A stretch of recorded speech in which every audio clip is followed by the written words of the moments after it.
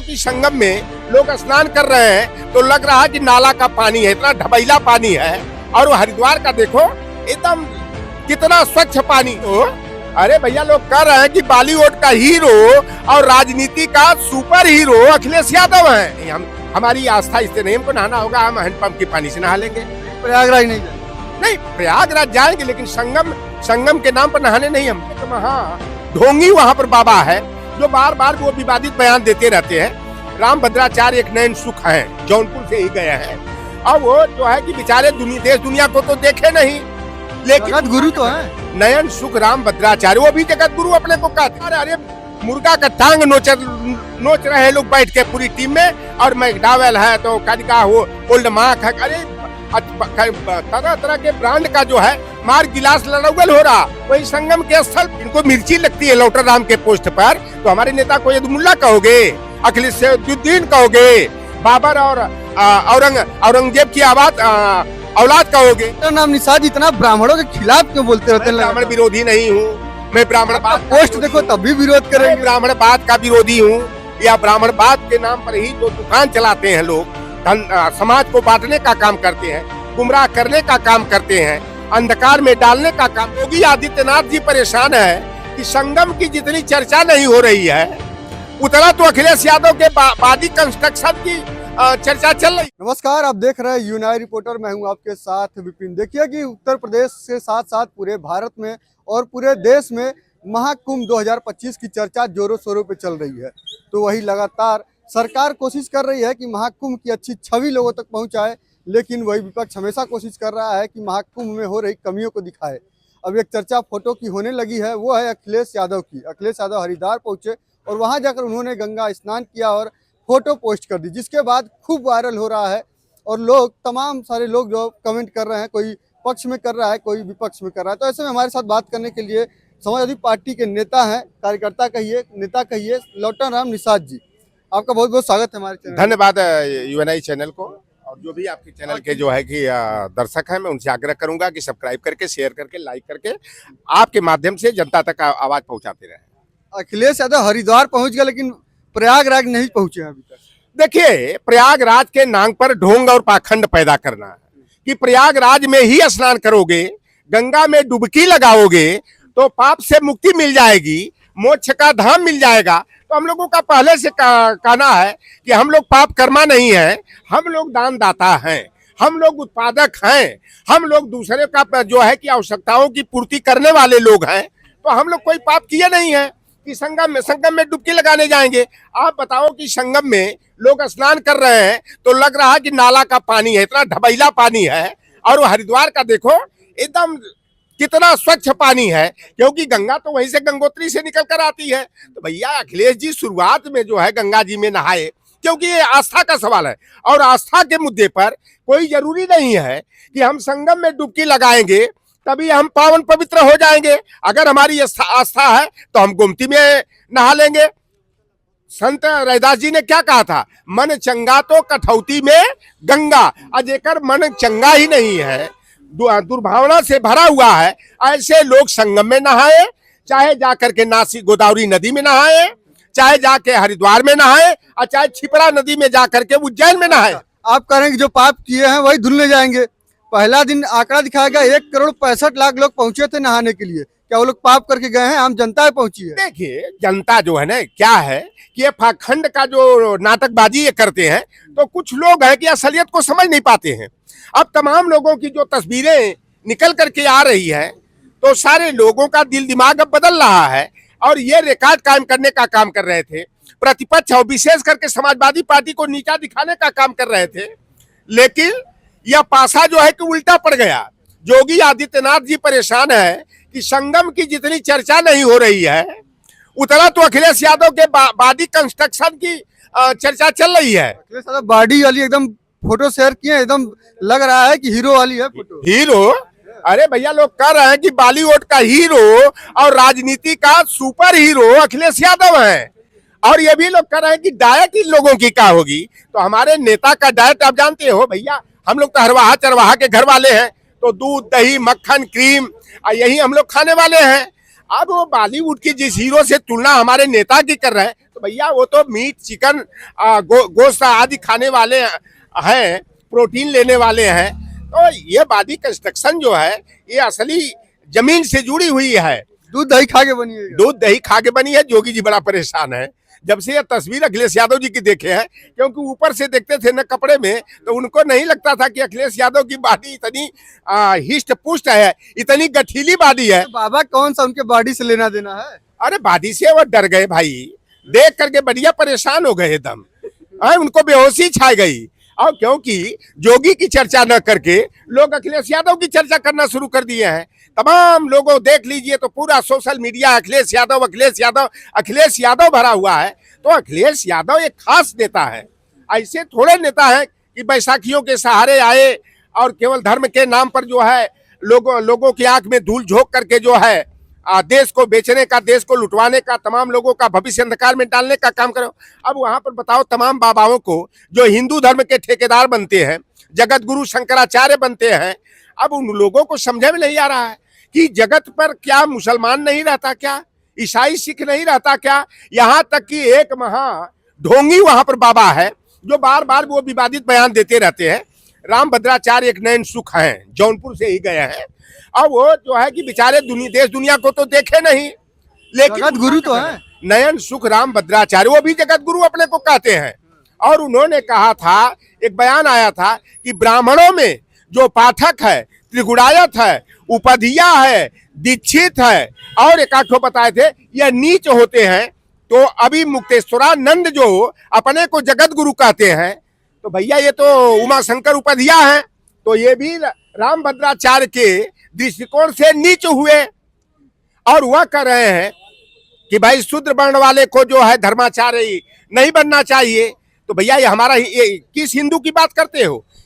यानी कि वही बात कि हिंदू का मतलब ब्राह्मण, ब्राह्मण का मतलब हिंदू होता है। असलियत तो यही अब निकल करके आ गई। डॉक्टर नाम निषाद इतना ब्राह्मणों के खिलाफ क्यों बोलते रहते हैं? ब्राह्मण विरोधी नहीं हूँ मैं, ब्राह्मणवाद पोस्ट देखो तब भी विरोध करेंगे। ब्राह्मणवाद का विरोधी हूँ, या ब्राह्मणवाद के नाम पर ही जो दुकान चलाते हैं लोग, समाज को बांटने का काम करते हैं, गुमराह करने का काम करते हैं, अंधकार में डालने का काम करते हैं। और जनता के आंख पर जो उन्होंने धर्म के नाम पर जो है पट्टी बांधा है, उसी मनुवाद की जड़ों को और ब्राह्मणवाद की जड़ों को मैं कमजोर करने का काम करता हूँ। मेरे ब्राह्मण शुक्ला मित्र तमाम मित्र हैं, हमारे दीक्षित उपाध्याय भी हैं, तिवारी और पाठक भी हैं।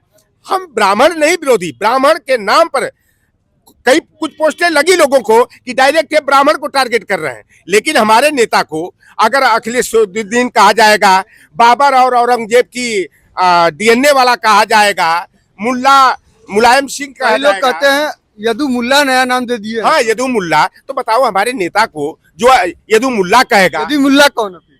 अभी अब वो उनसे पूछिए ना, जिनको मिर्ची लगती है लौटर राम के पोस्ट पर, तो हमारे नेता को यदु मुल्ला कहोगे, अखिलेशुद्दीन कहोगे, बाबर और औरंगजेब की औलाद कहोगे, दंगाइयों का रिश्तेदार कहोगे, तो हम कहते हैं तो मिर्ची लगती है। तो हम ऐसे लोगों को ही टारगेट करते हैं। हमारा आम ब्राह्मण से मेरा कोई विरोध नहीं है।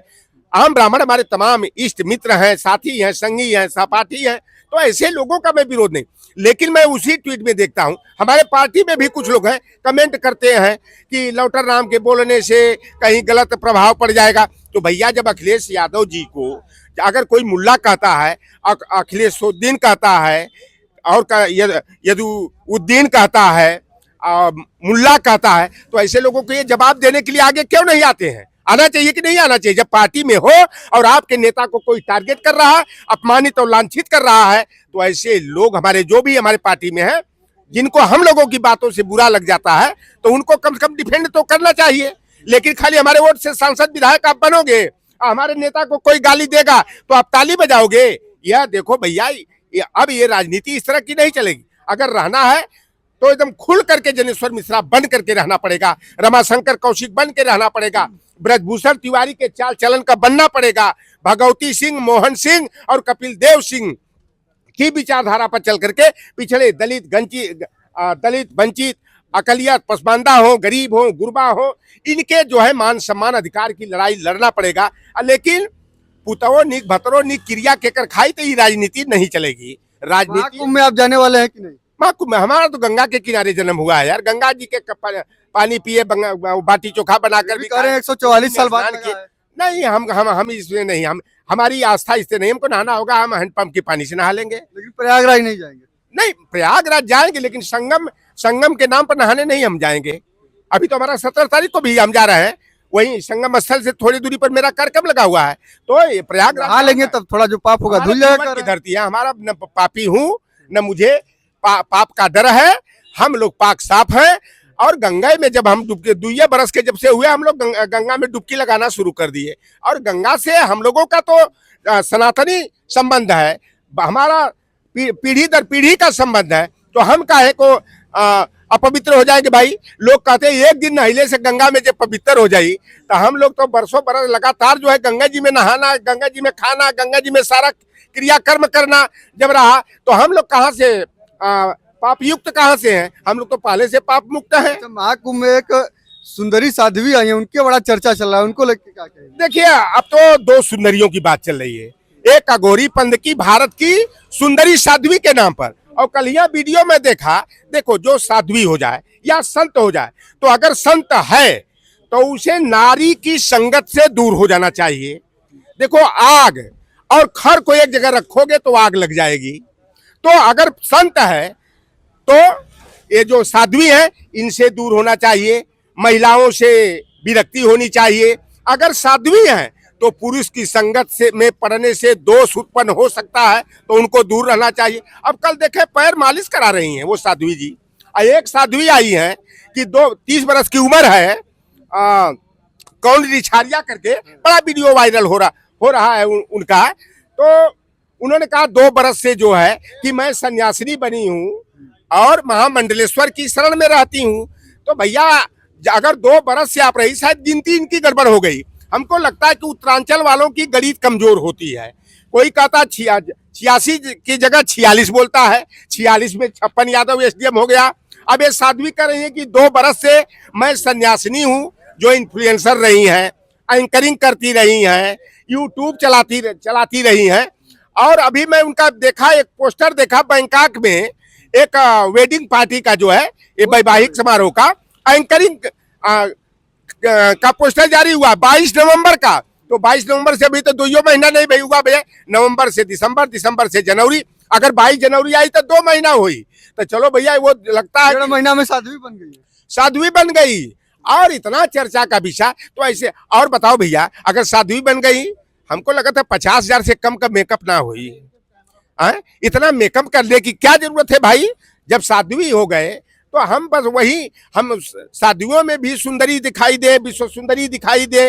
और मेकअप मार एकदम मेकअप इतना किया, ओवर मेकअप कराया गया। तो ये भैया केवल ये जो है ना, धर्म के नाम पर नाटकबाजी किया जा रहा है। और यह कहीं ना कहीं इस रूप में साध्वी का आवरण ओढ़ करके जो है, यह कहीं ना कहीं समाज को दिशा हीन करने का, भ्रमित करने का, और अंदर खाने से जो है कि माल कमाने का यह धंधा है। अगर ऐसे ही लोग संत हो जाएं, महात्मा हो जाएं, भाई आप गौतम बुद्ध को देख लीजिए। गौतम बुद्ध जो है, आप बताओ, एक राजा के घर में पैदा हुए, घर परिवार भी उनका बसा था, लेकिन उन्होंने सर्वस्व न्यौछावर करके जो है कि जनता का मार्गदर्शन करने के लिए, लोगों को सही संदेश देने के लिए वह निकल पड़े।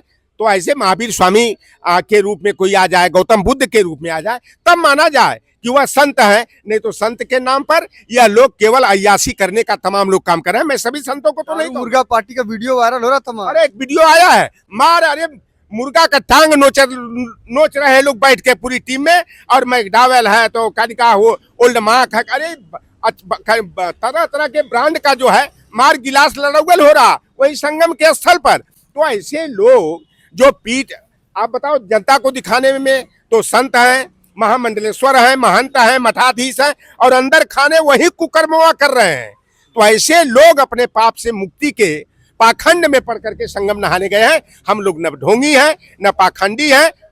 आस्था का जहां तक मुद्दा है, तो आस्था के लिए मन में पवित्रता होनी चाहिए। और माननीय अखिलेश यादव जी उसी आस्था के सवाल पर पवित्र मन से जो है हरिद्वार में गंगा नदी में डुबकी लगाने का काम किए।